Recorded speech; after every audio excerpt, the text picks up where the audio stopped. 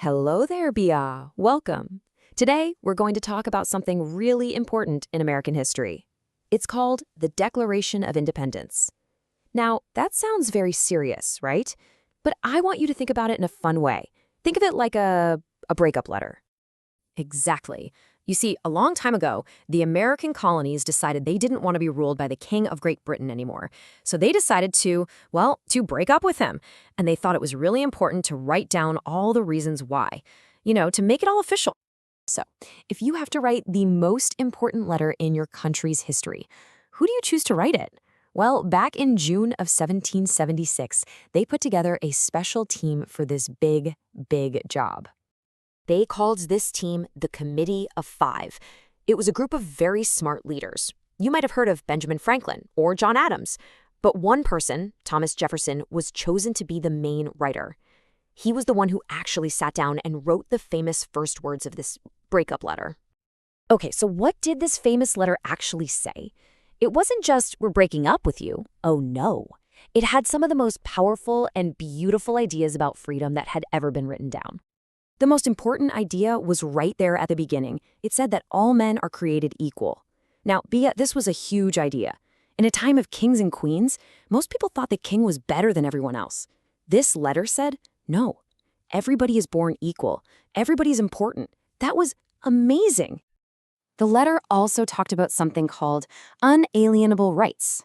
I know, that's a big word. Let's say it together. Unalienable. It just means that there are some rights, some freedoms that you are born with. They are yours. They are a gift, and no king or government can ever take them away from you.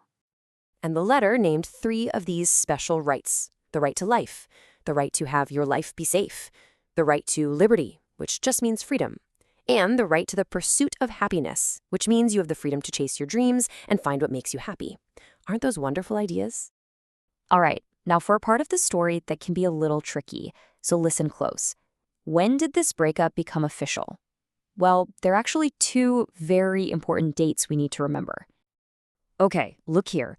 On July 2nd, the leaders all voted.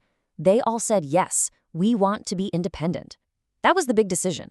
But it took them 2 more days to get the words in the letter just perfect.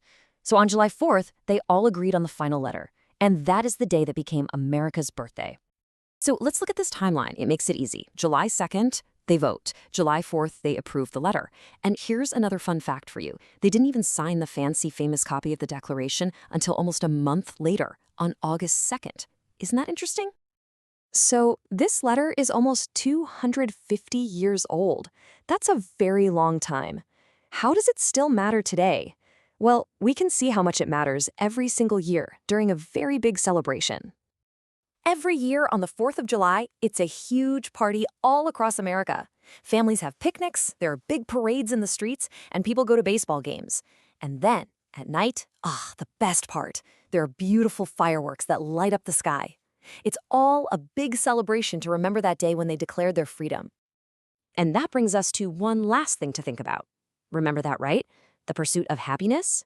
The letter doesn't promise you will be happy, but it promises you have the freedom to try, to chase what makes you feel joyful. So, I'll leave you with this question, Bia. What does that idea, the pursuit of happiness, mean to you?